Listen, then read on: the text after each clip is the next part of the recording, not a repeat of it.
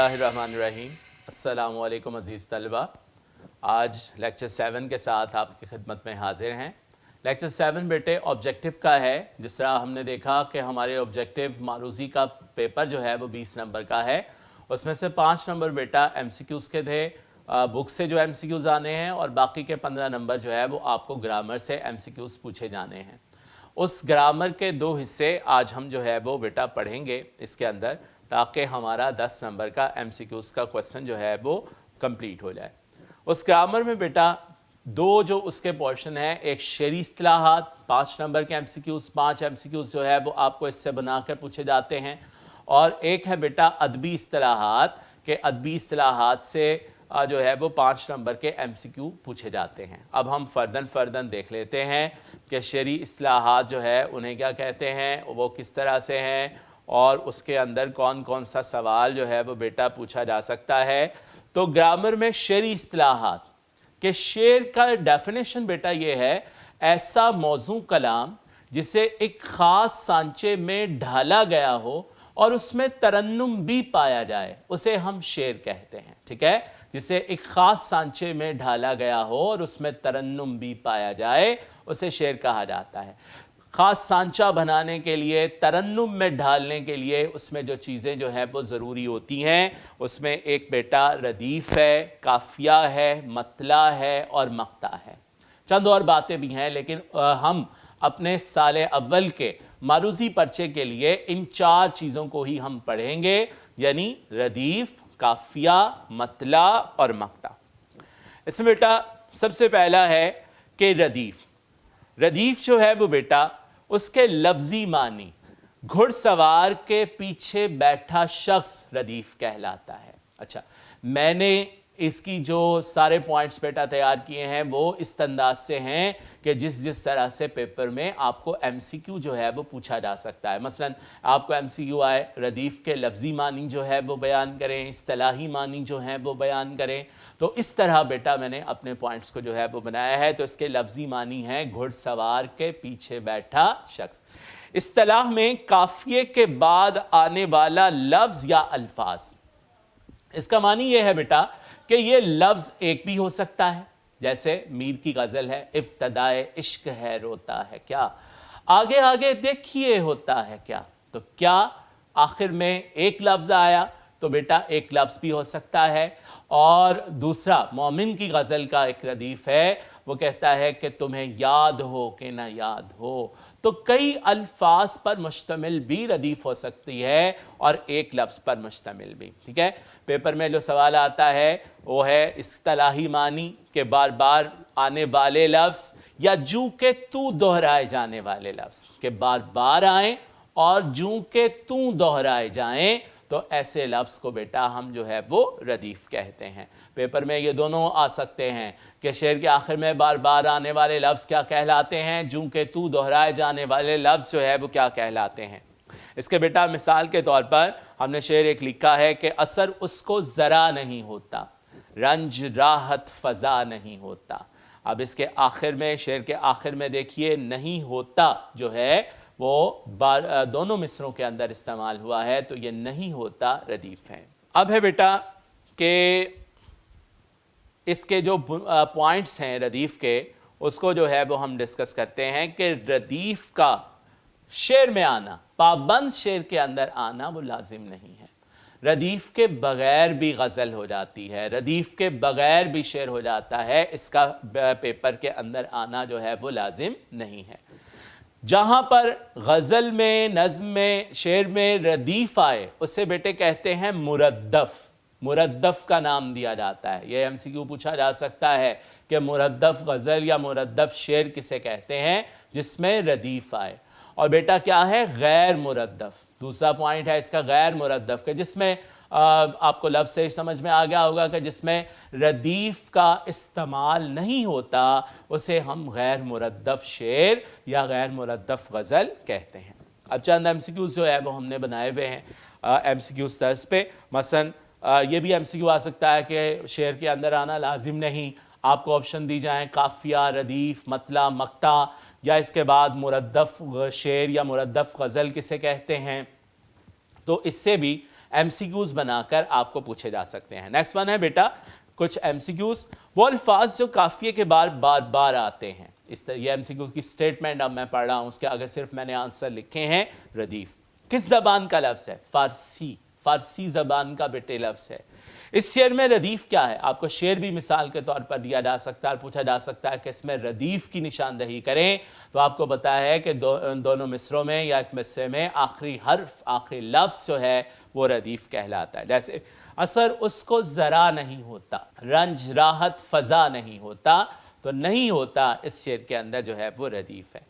रदीफ के लुग़वी मानी क्या है, ये भी आपको MCQ पूछा जा सकता है। तो मैंने पहले बता दिया था, घुड़सवार के पीछे बैठने वाला शख्स जो है वो रदीफ कहलाता है। आगे चलते हैं बेटा, हमारे पास है काफिया। काफिया अरबी ज़बान का लफ्ज़ है। आपको ये भी MCQ पूछा जा सकता है किस ज़बान का लफ्ज़ है। लफ्ज़ी मानी में पीछे पीछे आने वाला शख्स, कि जो ताक़ुब कर रहा हो, जो पीछे पीछे आ रहा हो। अक्सर बच्चे भी पीछे पीछे जाते हैं और वो पीछे पीछे जाने वाले जो हैं वो काफिया कहलाते हैं।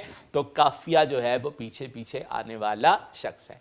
इस्तिलाह में शेर में आने वाले तमाम हम आवाज़ अल्फाज और हम सौत अल्फाज, हम आवाज़ जिनकी आवाज़ एक जैसी हो, हम सौत भी इसमें जो है वो नकरा की एक किस्म है जिसमें हमने आवाज़ पढ़ी थी कि जिन लफ्ज़ों की आवाज़ मिलती जुलती हो बेटे उसे हम जो है वो काफिया कहते हैं। जैसे मिसाल में आपने देखा असर उसको ज़रा नहीं होता, रंज राहत फ़ज़ा नहीं होता, तो ये अंडरलाइन भी है कि ज़रा और फ़ज़ा इन दोनों की आवाज़ें जो हैं वो मिलती जुलती हैं। अशार में ऐसे अल्फाज जो इस्तेमाल होते हैं उन्हें हम काफिया कहते हैं।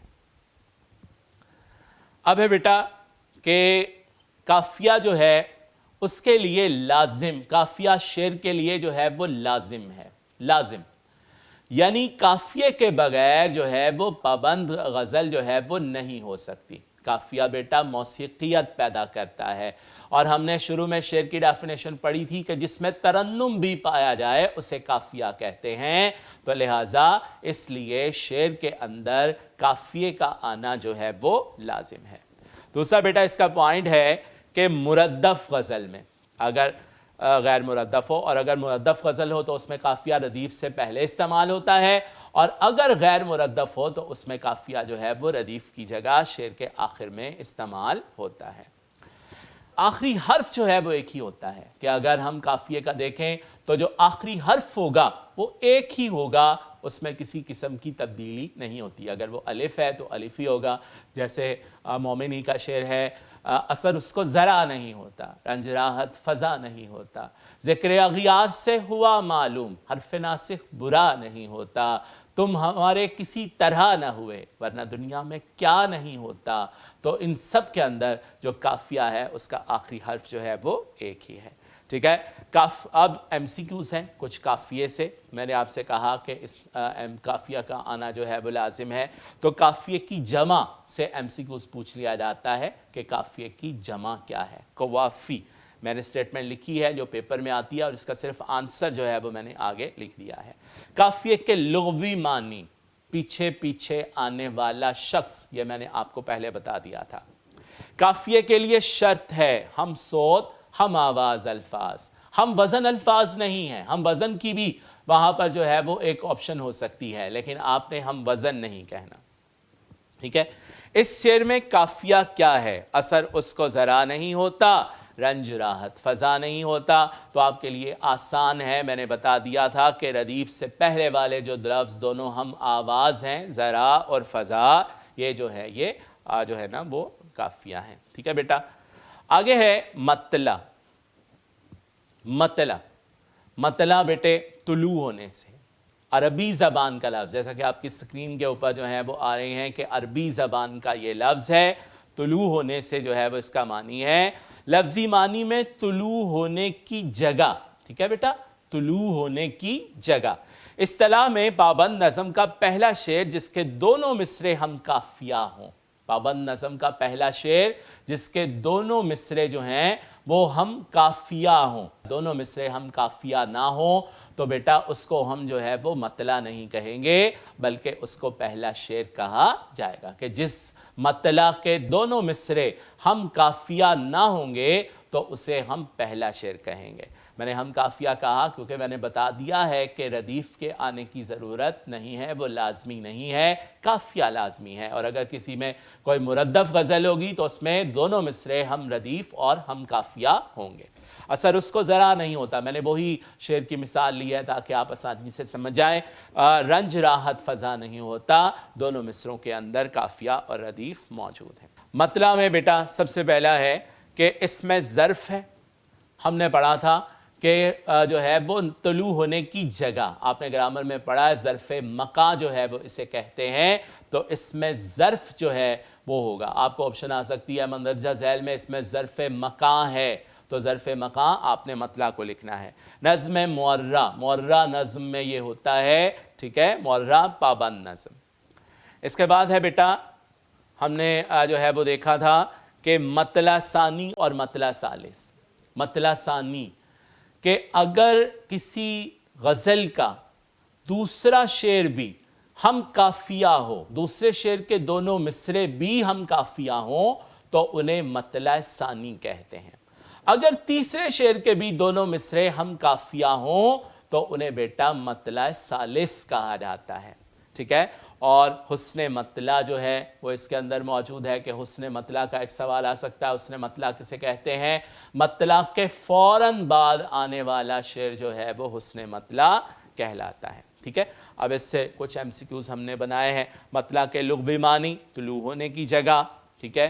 اس میں ظرف مکان ہے، مطلع آپ کو آپشن میں آ سکتے ہیں۔ مطلع غزل کا ہوتا ہے نقیب، نقیب بیٹا کہتے ہیں آغاز کرنے والا، جو آغاز کرتا ہے، تو چونکہ غزل کا آغاز مطلع سے ہوتا ہے اس لیے اسے غزل کا نقیب بھی کہتے ہیں۔ اگر پہلا شعر ہم کافیہ نہ ہو تو اسے صرف پہلا شعر کہیں گے، اسے ہم مطلع نہیں کہیں گے۔ یہ شعر کس کی مثال ہے؟ اثر اس کو ذرا نہیں ہوتا، رنج راحت فضا نہیں ہوتا، تو یہ مثال بیٹا مطلع کی ہے کیونکہ اس کے دونوں مصرے ہم کافیہ ہیں اور چونکہ یہ مردف غزل ہے اس لیے دونوں میں ردیف بھی موجود ہے۔ مقطع بیٹا عربی زبان کا لفظ ہے، عربی زبان کا لفظی معنی کاٹنے کی جگہ، ٹھیک ہے۔ اصطلاح میں پابند نظم کا آخری شعر جس میں شاعر اپنا تخلص استعمال کرے اسے جو ہے وہ ہم مقطع کہتے ہیں۔ تخلص آپ جانتے ہیں، پڑھا ہوگا آپ نے، وہ نام جو شاعر اپنے اشعار میں چھوٹا نام جو ہے وہ منتخب کر لیتے ہیں اسے ہم جو ہے وہ مقطع کہتے ہیں۔ جیسے مرزا اسد اللہ خان نام بڑا ہے لیکن وہ اپنے اشعار میں غالب استعمال کرتے ہیں تاکہ وزن جو ہے وہ شعر کا وزن برقرار رہے، شعر کا سانچہ جو ہے وہ بڑا چھوٹا نہ ہو جائے، لہٰذا اس لیے جو نام شاعر استعمال کرتے ہیں اس کے سانچے کو درست کرنے کے لیے اسے جو ہے وہ ہم تخلص کا نام دیتے ہیں، ٹھیک ہے بیٹا۔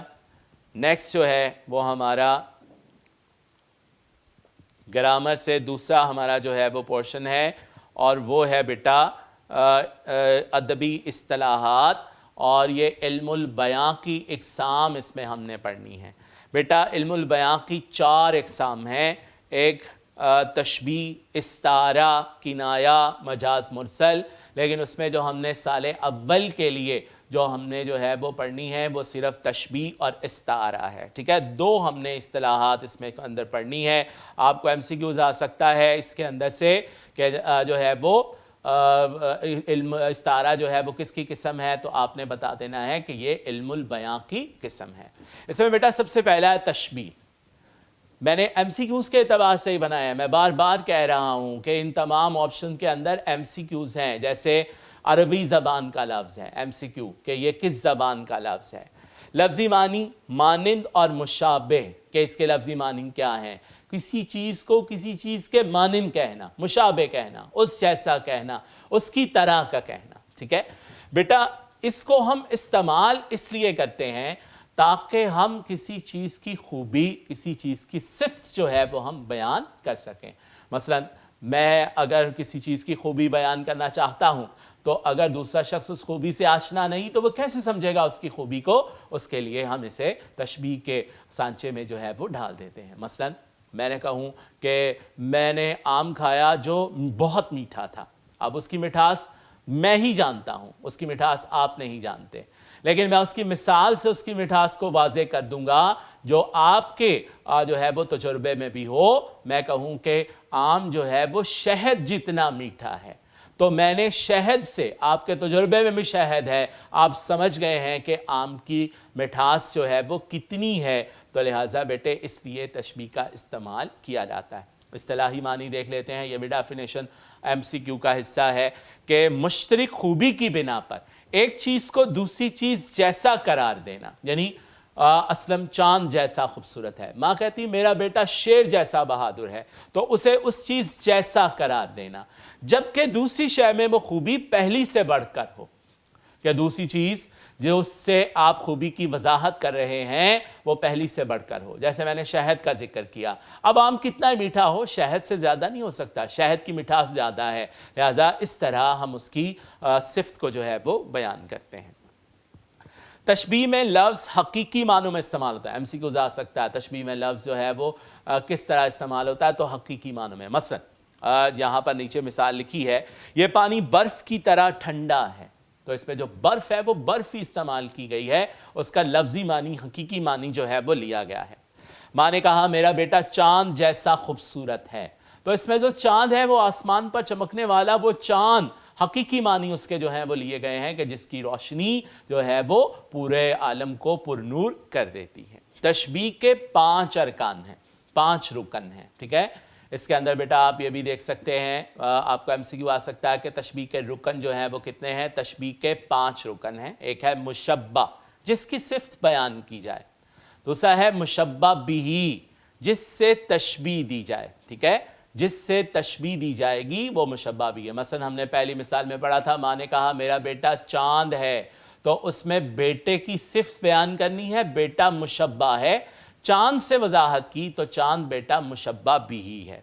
وجہ شبہ، مشبہ میں پائی جانے والی صفت، کہ جو صفت جو ہے وہ پائی جاتی ہے اسے وجہ شبہ کہتے ہیں. حرف تشبیہ وہ حروف جو استعمال ہوتے ہیں. مثلا ہم نے کہا چاند جیسا خوبصورت ہے، دلہن جو ہے وہ چاند کی مانند ہے، تو مانند، ہو بہو، جیسا، بالکل ویسا، یہ الفاظ جو ہیں یہ حرف تشبیہ کہلاتے ہیں. غرض تشبیہ ہے کہ جس لیے تشبیہ جو ہے وہ ہم استعمال کرتے ہیں اسے غرض تشبیہ کہتے ہیں. ارکان تشبیہ کی مثال سے وضاحت، کہ ایک مثال لے لیتے ہیں اس سے ہم ارکان تشبیہ کی جو ہے وہ وضاحت کرتے ہیں. بیٹا ہم نے مثال لی دلہن چاند جیسی خوبصورت ہے. ٹھیک ہے، اس میں دلہن کی خوبصورتی ہمیں بیان کرنی ہے تو وہ ہے مشبہ. ٹھیک ہے، چاند سے ہم نے خوبصورتی کو واضح کیا، وہ ہے مشبہ بھی. جیسی حرف تشبیہ ہے، خوبصورتی اس کی وجہ شبہ ہے، اور بیٹا غرض تشبیہ جو ہے وہ اس کو ثبوت سے ہم نے چاند سے جو ہے وہ اس کو ثابت کیا کہ وہ واقعی خوبصورت ہے، اسے غرض تشبیہ کہتے ہیں. اب بیٹا تشبیہ سے ہم نے جو ایم سی کیوز تھوڑے سے بنائے ہیں، یا اس سے پہلے ایک بات اور آپ کو بتا دوں کہ تشبیہ کے لیے لازمی رکن، کہ اس کی مثال کے اندر آنے والے جو لازمی رکن ہیں، لازمی نہیں ہے کہ 5 ارکان جو ہیں وہ اس کی مثال میں آئیں. اگر 2 رکن بھی اس کی مثال میں آ رہے ہیں، مثلا مشبہ اور مشبہ بھی، جیسے اسلم شیر ہے، تو یہ بھی تشبیہ کی مثال ہے کہ مشبہ بھی اسلم بھی موجود ہے اور مشبہ بھی شیر بھی موجود ہے، لہٰذا یہ بھی تشبیہ کی مثال ہے. طرفین تشبیہ، اب مشبہ اور مشبہ بھی کو طرفین تشبیہ بھی کہتے ہیں. ایم سی کیوز آ جائے کہ طرفین تشبیہ کسے کہتے ہیں، تو مشبہ اور مشبہ بھی کو ہم طرفین تشبیہ کا نام بھی دیتے ہیں. ٹھیک ہے بیٹا، اب کچھ ایم سی کیوز کی سٹیٹمنٹ جو ہے وہ میں نے بنائی ہیں، اس کو ذرا دیکھ لیتے ہیں. وہ صفت جو مشبہ اور مشبہ بھی میں مشترک ہو تشبیہ کہلاتی ہے. ٹھیک ہے، اسے تشبیہ کہتے ہیں. دوسری سٹیٹمنٹ ایسی بن سکتی ہے، مشبہ اور مشبہ بھی کہلاتے ہیں طرفین تشبیہ. آپشن وہاں پہ 4 ہوں گی، آپ نے اس میں سے طرفین تشبیہ کی آپشن جو ہے وہ دیکھنی. اس کے بعد ہے تشبیہ کے ارکان ہیں 5. میں نے ابھی بتایا تھا 5 رکن، مشبہ، مشبہ بھی، حرف تشبیہ، غرض تشبیہ، اور جو ہے وہ اس کے 5 رکن. इसके बाद है बेटा, हमने एक मिसाल वहां पर आपको आ सकती है, नौजवान चांद जैसा खूबसूरत है। इस मिसाल में मुशब्बा है, ठीक है, मुशब्बा जिसकी सिर्फ बयान करनी हो, नौजवान है। अब बेटा ये भी जरा इसके अंदर गौर कर लीजिए कि मैंने कहा इस मिसाल में मुशब्बा है, ठीक है, ये भी आ सकता है इस मिसाल में मुशब्बा बिही है, इस मिसाल में हरफ तशबीह है, गर्ज़ तशबीह है, तो ये भी रुकन जो है वो इसके अंदर पूछे जा सकते हैं, ठीक है। आदात तशबीह, हरफ तशबीह को आदात तशबीह भी कहा जाता है, ठीक है, हरफ तशबीह को आदात तशबीह भी जो है वो कहा जाता है कि आपको इस तरह से भी सवाल जो है वो पूछा जा सकता है। इसके बाद है बेटा इस्तारा, दूसरी जो इल्मुल बयां की दूसरी किस्म हमने पढ़नी है वो है इस्तारा, ठीक है। अरबी ज़बान का लफ्ज़ है, इसके लफ्ज़ी मानी है उधार लेना। मैं फिर बता दूं, मैंने स्टेटमेंट उसी तरह बनाई है जिस तरह पेपर में पूछी जाती हैं, ताकि साथ साथ आपके एमसीक्यूज़ भी जो हैं वो क्लियर होते रहें। लफ्ज़ी मानी है बेटा उधार लेना, फिर वही बात कि किसी खूबी को बयान करने के लिए इस्तिलाह में जो इसकी डेफिनेशन होगी वो है लफ्ज़ जो मजाजी मानी में इस तरह इस्तेमाल हो कि उसके हकीकी और मजाजी मानों में तशबीह का ताल्लुक हो, लेकिन हरफ तशबीह का इस्तेमाल ना हो, तो उसे हम इस्तारा कहते हैं। इस्तारा की बुनियाद मजाज पर है कि इसमें जो हम लफ्ज़ लेते हैं उसके हकीकी मानी नहीं लेते, बल्कि उसके मजाजी मानी जो है वो हम लेते हैं। हर चीज़, हर लफ्ज़ के दो मानी होते हैं, तो हम उसके मजाजी मानी जो है वो लेते हैं। जैसे मेरा चांद आया, माँ ने कहा मेरा चांद आया, ठीक है। किस शेर की आमद है कि रन कांप रहा है, और बहादुरी के एतबार से किसी को शेर कह देना। बेटा इसके अंदर अगर आप दोनों मिसालों में गौर करें तो हमें जिसकी सिफ्त है वो नज़र नहीं आ रहा, लिहाजा इस्तारा की बुनियादी जो चीज़ है या बुनियादी जो तारीफ़ है वो यही है कि इस्तारा की मिसालों में एक ही रुकन होता है, वो लफ्ज़ के जो जिसको हम मुस्तार करते हैं, ठीक है। अब बेटा इस्तारा के अरकान जो हैं वो 3 हैं, ठीक है, जैसे कि आपको आपकी स्क्रीन पे नज़र आ रहे हैं कि इस्तारा के अरकान जो हैं वो 3 हैं। मैंने पहले कहा इससे भी एमसीक्यू आ सकता है कि कितने अरकान हैं। उसमें बेटा सबसे पहला है मुस्तार लहू, और फिर है मुस्तार मिन्ही, और फिर है वजह जामे। ये 3 जो है वो इस्तारा के रुकन हैं। मुस्तार लहू जिसकी सिफ्त बयान करनी हो, मुस्तार मिन्ही जो लफ्ज़ उधार लिया जाए सिफ्त को बयान करने के लिए, वजह जामे तरफैन में पाई जाने वाली सिफ्त के मुस्तार मिन्ही और मुस्तार लहू में जो सिफ्त पाई जाती है उसे वजह जामे कहते हैं। लाजमी रुकन मुस्तार मिन्ही है। मैंने अभी आपको बताया, पिछले मिसाल में हमने देखा किस शेर की आमद है कि रन कांप रहा है, किसके लिए शेर का इस्तारा इस्तेमाल किया वो नहीं बताया गया, लेकिन इस्तारा जो है वो उसके अंदर शेर का इस्तेमाल है। तो इस तरह से तरफैन इस्तारा किसे कहते हैं, मुस्तार लहू और मुस्तार मिन्ही, ठीक है बेटा। नेक्स्ट वन, अरकान इस्तारा की मिसाल से जो है वो हम वजाहत करेंगे। माँ ने कहा मेरा शेर कहाँ है, इसमें मुस्तार मिन्ही शेर है, मुस्तार लहू और वजह जामे मौजूद नहीं। मैंने पहले आपको बता दिया था कि इसके लिए अरकान इस्तारा के लिए ज़रूरी रुकन जो है जो उसकी मिसाल में आता है वो मुस्तार मिन्ही है। अब बेटा हम इसके 2-3 एमसीक्यूज़ जो हैं, चंद एमसीक्यूज़ वो देख लेते हैं। इस्तारा के लफ्ज़ी मानी हैं, इस तरह एमसीक्यूज़ आ सकता है, उधार लेना, मुस्तार लहू और मुस्तार मिन्ही कहलाते हैं तरफैन इस्तारा, ठीक है बेटा। इस्तारा के अरकान हैं 3, ठीक है। रात भर चांद के हमरा फिरा करते थे, ऐसी भी एक मिसाल आ सकती है। इस मिसाल में चांद है मुस्तार मिन्ही, आपको पूछा था इस मिसाल में चांद क्या है, मुस्तार मिन्ही, क्योंकि मिसाल में सिर्फ मुस्तार मिन्ही ही इस्तेमाल होगा।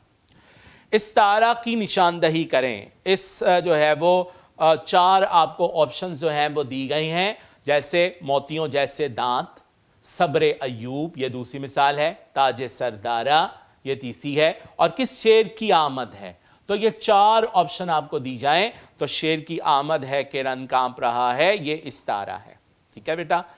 नेक्स्ट वन है तलमी, आखिरी जो आज के लेक्चर की जो है वो तारीफ हम पढ़ेंगे तलमी है। और तलमी जो है वो बेटा उसके अरबी ज़बान का लफ्ज़ है, उसके मानी है इशारा करना। इशारा करना जो है वो बेटा उसके मानी है। इस्तिलाह में 2 लफ्ज़ों से कुरान मजीद के किसी वाक़े, हदीस, تاریخی واقعے کی طرف اشارہ کرنا، اسے جو ہے وہ ہم تلمیح کہتے ہیں۔ چھوٹی سی جگہ پر بڑی سی بات کو جو ہے وہ بیان نہیں کیا جا سکتا، دریا کو کوزے میں بند کر دیا جاتا ہے، 2 الفاظ کے اندر پورا واقعہ جو ہے وہ بیان کر دیا جاتا ہے، تو اسے جو ہے وہ ہم تلمیح کہتے ہیں۔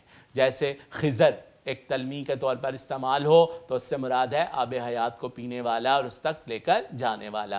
جیسے غالب کا ایک شعر ہے، کیا کیا خضر نے سکندر سے، اب کسے رہنما کرے کوئی، تو ٹھیک ہے، اس طرح کی جو واقع بیان ہوتے ہیں اسے تلمیح کہتے ہیں۔ قرآن کریم کے اندر جو ہے وہ واقعہ سورہ یوسف سے آ جائے تو چاہے یوسف کی ایک اصطلاح استعمال ہو تو اس میں یوسف علیہ السلام کا واقعہ جو ہے وہ بیان کیا جا سکتا ہے، ٹھیک ہے۔ جیسے یہاں پر آب حیات، یہ بھی تلمیح ہے۔ جام جو ہے وہ جمشید کا پیالہ، جو ہے جمشید ایران کا بادشاہ تھا اور اس کے پاس ایک پیالہ تھا جس میں وہ مستقبل کے حال و احوال جو ہے وہ دیکھا کرتا تھا۔ ابن مریم حضرت عیسیٰ علیہ السلام کی طرف اشارہ ہے کہ جن کے کئی ایک معجزات جو تھے وہ موجود تھے۔ تو آپ کو تلمیح سے ایسے لفظ لکھ کے بیان کیے جائیں اور کہے جائے یہ کیا ہے، تو بیٹے یہ تلمیح ہے، ٹھیک ہے۔ تیسہ فرہاد ایک تلمیح کے طور پر جو ہے وہ استعمال ہو جاتا ہے کہ فرہاد کا وہ آلہ جس سے اس نے نہر کھودی، تو وہ بھی تلمیح کے طور پر جو ہے وہ استعمال ہو جاتا ہے۔ یا آپ کو پوچھا جائے تلمیح کی ڈیفینیشن یا اس کے لفظی معنی، تو تلمیح کا سوال جو ہے وہ اس سے آپ کو آ سکتا ہے، ٹھیک ہے بیٹا۔ آج کا یہ لیکچر ہمارا مکمل ہوا۔ اس میں ہم نے گرامر کے کچھ اصولوں کو جو ہے وہ جانچنے کی کوشش کی، اس کو ہم نے سیکھا ہے، گرامر کے اصولوں کو جو ہے وہ ہم نے سیکھا ہے۔ مجھے امید ہے کہ یہ آپ کے لیے نمبر لینے کے لیے بڑا معاون ہوگا۔ اگلے لیکچر تک کے لیے اجازت دیجیے۔ اللہ حافظ، السلام علیکم۔